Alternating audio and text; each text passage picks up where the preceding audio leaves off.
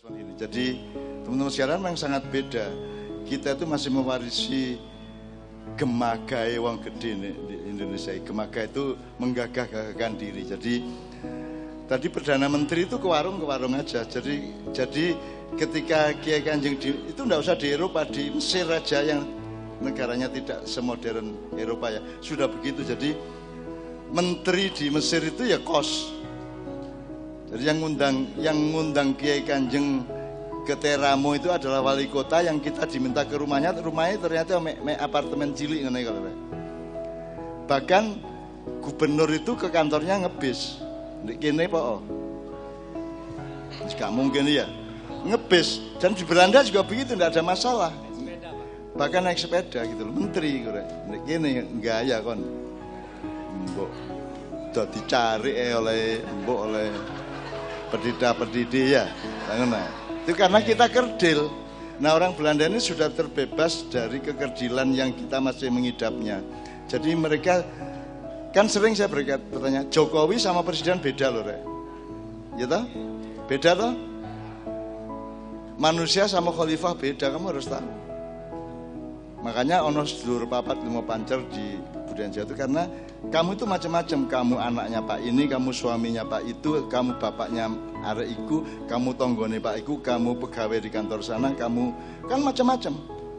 Jadi sedulur papat lima pancer itu aslinya kita itu nomor satu adalah air kawah ibu dulu, banyu ketuban itu sedulur nomor siji.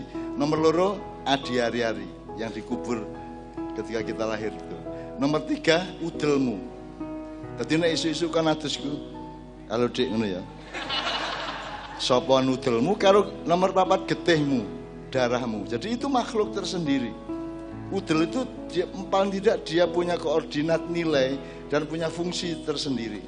Maka dia seolah-olah orang lain, seolah-olah saudaramu, seolah-olah bukan bagian dari dirimu. Makanya dulu saya nulis Indonesia bagian dari desa saya, dari Menturo ya. Itu bukan saya mengecilkan Indonesia, tapi ada unsur yang orisinal Menturo, ada yang unsur yang kontaminasi dari pembangunan Indonesia masuk ke Menturo kan gitu. Jadi kamu harus punya manajemen, punya tata ruang di dalam dirimu sendiri kan gitu. Makanya orang saya dulu di Filipina itu nginep di rumah wali kota yang api-api omahe omah di Menturo luwih apik mbangane omahe wali kota Marikina. Ada kota kecil namanya Marikina, duduk Marikina, Quezon City itu tempatnya Manny Pacquiao, kan, yang juara tinju. Nah, dia di Quezon City itu dan saya tinggal di sebuah asrama di Quezon City juga gitu ya. Terus, ya jadi gak ono gaya-gaya nih. Jadi korden deh, kain penutup jendela di kantor gubernur Kairo, Mesir itu, api-api taplak mejoku rek. Kuluk-kuluk ngono. Wis gak bejaji nek cara kene ngono. Itu bukan karena kemiskinan tapi karena memang tidak ada perlunya. Apa sing ngono kate dimewah-mewahkan tuh apa kan gitu. Makanya di maknya itu kita mempelajari semuanya sedemikian rupa sampai tingkat yang Mas Safi mungkin belum pendengar adalah jadi Allah dulu mempersiapkan innalillahi wa inna ilaihi raji'un toh. Jadi dulu abad 6 di Pulau Jawa ditemukan didirikan Candi Borobudur dan itu bukan gedung ekonomi, itu adalah gedung spiritual. Benar ya? Nah, Borobudur itu disiplinnya adalah putaran paradaksina, putaran sesuai dengan jarum jam. Benar ya? Nek putaran jarum jam itu berarti fungsinya adalah menyerap energi atau rezeki dari langit ke bumi. Maka Pulau Jawa adalah pusat kemakmuran dunia. Andaikan pemimpin kita dulu itu sadar dan paham, maka Indonesia itu betul-betul akan menjadi superpower. Dan faktanya sampai hari ini sebenarnya kita masih punya potensi untuk jadi superpower, tapi karena organisasinya kacau. Kemarin saya masih didatangi oleh salah satu anaknya Bung Karno yang ngurusin dana revolusi dan kekayaan Bung Karno yang dari keraton-keraton zaman dulu ya. Saya masih dapat tamu dan masih ngurus itu di Solo di mana-mana.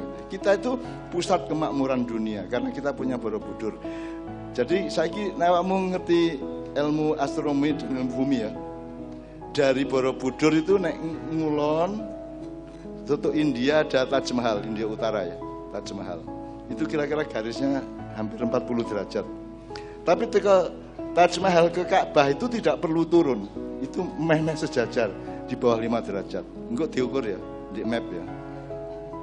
Filosofinya begini. Kalau Borobudur itu paradaksina, putaran jarum jam di mana energi dan rizki dari langit diserap oleh bumi dan pusatnya adalah Pulau Jawa. Terus kemudian orang di dunia berjuang untuk materialisme dan mencari kemewahan dunia, dan puncak kemewahan di dunia ini sampai hari ini adalah si Taj Mahal. Dan itu pun fungsinya Taj Mahal dulu adalah didirikan oleh raja untuk menyatakan cintanya kepada istrinya. Jadi betapa rendahnya orang di dunia ini. Dia tidak pernah bikin yang mewah untuk Allah, dia membuat kemewahan untuk istrinya. Tapi dari Taj Mahal ke Ka'bah itu, di Ka'bah itu putarannya tawaf kiri deh. Nyiwa ya, itu berarti putaran untuk mengembalikan semua kesejahteraan dan energi di bumi ini kepada Allah. Jadi kalau kita naik haji itu kesadarannya adalah kita mengembalikan kepada Allah. Jadi kalau Borobudur itu innalillahi, kalau Ka'bah ilaihi raji'un. Ya, kita kembalikan semua kepada Allah. Jadi jangan naik haji supaya dengan niat supaya lebih kaya. Luang kamu akan mengembalikan semua kepada Allah. Jangan naik haji untuk naik pangkat, jangan naik haji dengan niat untuk menghindari KPK misalnya gitu. Kan ada yang seperti itu.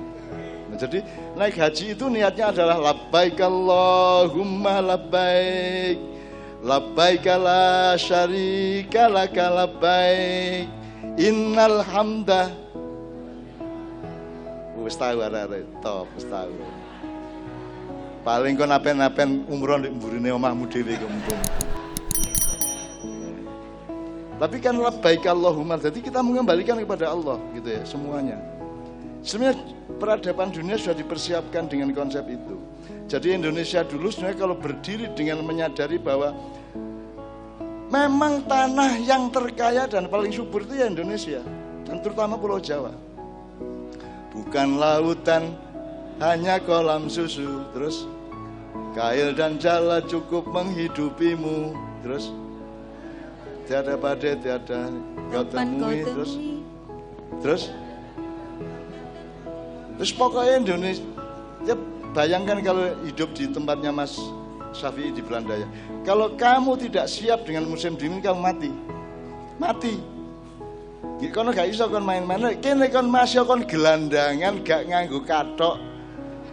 Ogel nang dindi ya. Masuk angin gak toh?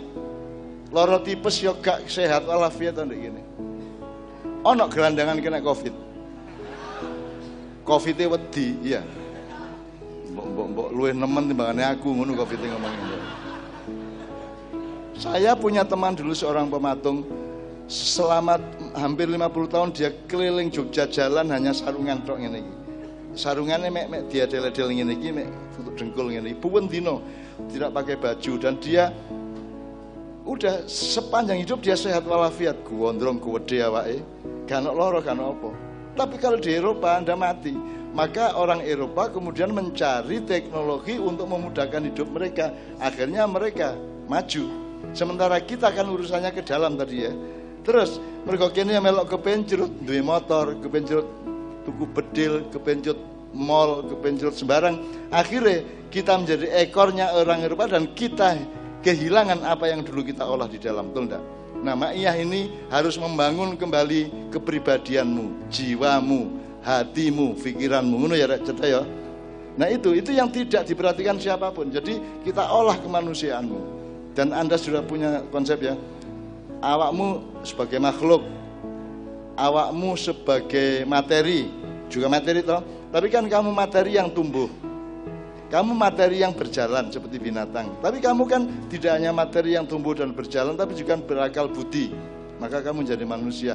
Itu pun tidak cukup, kemanusiaan tidak cukup Pak Syafi'i. Seluruh dunia ini kekenalnya cuma manusia. Tapi di Islam manusia itu naik ke abdun. Mari menungso kon iku Abdullah, gitu enggak? Jadi ada ya ayuhan nas, itu untuk semua manusia. Tapi kalau abdun itu adalah ketika manusia menemukan dirinya dan menyadari dirinya sebagai hambanya Allah. Setelah abdun kamu lulus, kamu naik tingkat lagi menjadi khalifatullah. Inni ja'ilun fil ardi khalifah. Jelas ya?